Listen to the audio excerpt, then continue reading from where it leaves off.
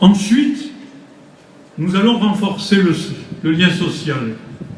La ville de Perpignan est présente dans tous les quartiers, avec les centres sociaux. Souvent d'ailleurs, c'est la dernière activité, puisqu'on est seul, la mairie, il n'y a personne d'autre. On les entend parler à l'occasion des élections, les conseillers régionaux, les conseillers généraux, mais dans les quartiers, ils n'y sont pas. Nous, on y est en permanence et on va y rester.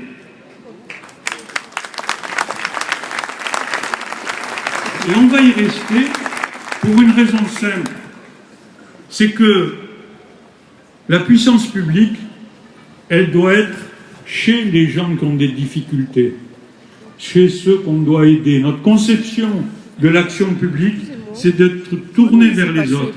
Et quand on est dans les quartiers en difficulté, quand on est capable dans ces quartiers d'avoir des centres sociaux, de développer des activités sportives, civiles, d'aider les associations, eh bien on sait qu'on contribue au renouveau de Perpignan. On sait qu'on crée du lien social. C'est pour ça que j'ai pris la décision de créer aussi dans les centres sociaux un corps de médiateurs qui sont des médiateurs nocturnes qui interviennent notamment en prévoyant, en étant avant les risques qui peuvent se développer. Ça a déjà commencé, on va continuer. Alors, il faut aussi faire de Perpignan autre chose.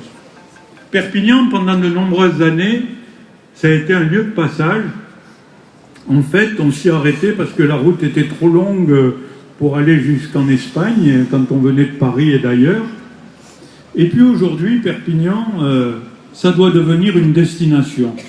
Ça doit devenir une destination parce que on y a maintenant la totalité des éléments qui permettent de montrer que Perpignan a un patrimoine exceptionnel. Ce patrimoine, ce cœur de ville que je veux développer pour en faire une destination, eh bien, c'est en fait un ensemble de bâtiments exceptionnels que certains connaissent, comme le couvent des Minimes, la chapelle des Dominicains, la cathédrale Saint-Jean, l'église Notre-Dame-la-Réale. Mais nous avons aussi d'autres éléments, la caserne Gallieni, et il y a aussi l'ensemble conventuel appelé caserne Mangin, l'évêché, parce que j'ai l'intention de faire en sorte et de mettre en valeur l'ensemble de ce patrimoine exceptionnel pour que, quand on est à l'autre bout du monde et qu'on tape Perpignan, il y ait la mise en valeur de ce patrimoine exceptionnel qui nous a été légué et qu'on va continuer à développer. Perpignan va devenir une destination. Perpignan, je demanderai, quand nous aurons fini l'ensemble des restaurations, avec la particularité du Campo Santo, le classement de cet ensemble conventuel au patrimoine mondial de l'UNESCO. Oui, Perpignan, une destination.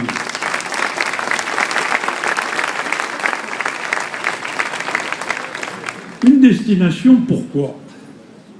Parce que, ça y est, on a attendu longtemps, mais on a le TGV. Alors on m'a expliqué pendant longtemps que, attention, le TGV, c'est les Perpignanais qui allaient partir à Barcelone. Et moi, j'avais une approche totalement différente. Je me disais, mais il y a 5 millions de Catalans, 7 millions exactement, 5 millions de Barcelonais, il y a 60 millions d'Espagnols, par définition, même s'il n'y en a que quelques-uns qui viennent, ça va quand même faire plus que l'inverse. Et les chiffres que viennent de me communiquer la SNCF ou la Renfe, c'est que sur un mois, et Jaume Roure, que je vois, m'a tout de suite fait passer l'information, eh bien, il y a eu 8000 billets vendus Barcelone-Perpignan et 760 Perpignan-Barcelone. Donc ça veut dire peut-être 100 000 visiteurs pour le moment. Pour le moment. Parce que imaginez-vous qu'il était impensable à un Madrilène de venir à Perpignan en train.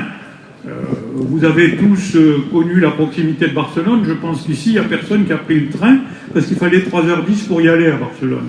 Donc, c'était fini. Perpignan n'est plus un lieu de passage. Perpignan est devenu une destination. Et après, il y a aussi des projets. Parmi nos projets, on nous a beaucoup critiqué sur le 4e pont, la passerelle, sauf que ce n'est pas fini. On va encore entendre des critiques. Maintenant qu'on a relié les deux rives du fleuve, de la tête, comme toutes les grandes villes du monde, on va y aménager les berges. Allez à Bordeaux, allez à Lyon, allez à Valencia, vous verrez que les fleuves sont redevenus des centres-villes. Et notre projet, c'est d'aménager les berges de la Tête, faire en sorte qu'on puisse y déambuler tranquillement, faire en sorte qu'on puisse y organiser notamment des activités festives, l'installation de guinguettes, et que l'on puisse, sur ce front de Perpignan, sur ce front du Sud, pouvoir installer l'ensemble de la rénovation des berges de la Tête.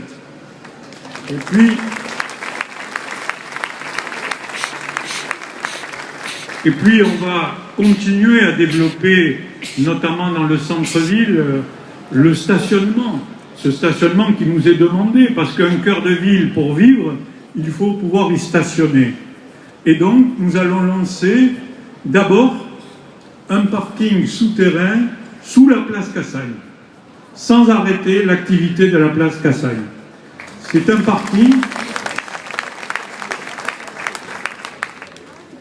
parking qui va permettre de desservir aussi l'ensemble patrimonial des bâtiments exceptionnels qu'il y a à partir de cet endroit-là. Pas seulement là, nous allons aussi étendre le parking qui se trouve devant la FNAC, que l'on appelle Jean-Thé-Violet, et nous allons aussi faire en sorte que l'actuelle gare des bus, à côté du théâtre Archipel, serve de parking de surface. Voilà d'une manière très très concrète ce que nous allons faire. Alors voilà les projets de cette équipe, et j'aurai l'occasion de les développer avec l'ensemble de mes colistiers tout au long de la campagne, mais je voulais vous en donner quelques éléments. Mais surtout, je vais faire en sorte de constituer une équipe pour vous, et une équipe qui vous ressemble. Une équipe rassemblée autour des valeurs simples, celles de l'honnêteté, de la tolérance, de la solidarité. L'honnêteté. Quel exemple donne la classe politique quand on est condamné et qu'on continue son mandat? Comment est-il possible que dans un pays comme le nôtre, cela soit possible? Un comportement exemplaire n'est-il pas une nécessité alors qu'on vous le demande tous les jours? Alors qu'un petit artisan qui a oublié de comptabiliser une recette se voit sanctionné? Alors qu'un agriculteur qui a des difficultés pour trouver des gens pour tailler sa vigne se voit persécuté?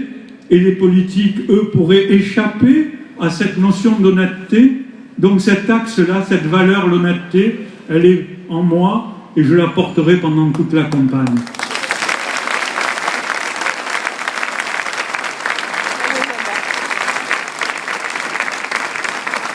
Ensuite, la tolérance.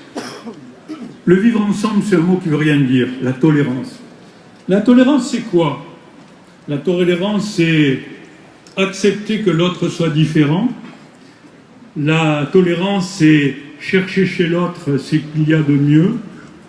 La tolérance, c'est regarder dans le regard des autres son propre regard. Et une société tolérante est une société qui se développe.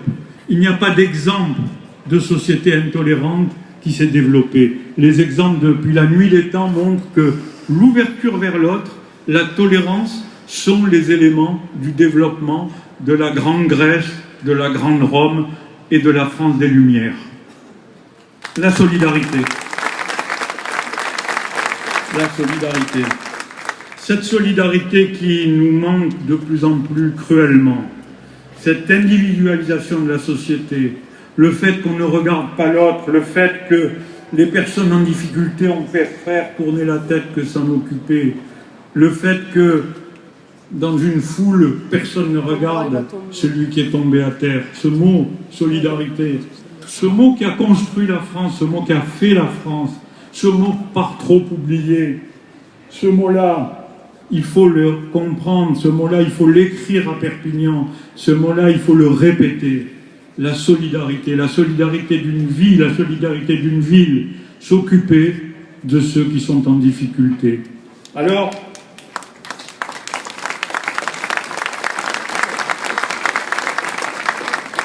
cette solidarité, nous allons la porter parce que nous avons la volonté de construire un destin commun pour notre ville, pour notre pays. Nous avons ce destin commun à notre cœur parce qu'on aime Perpignan, parce qu'on aime la France. Oui, aimer la France.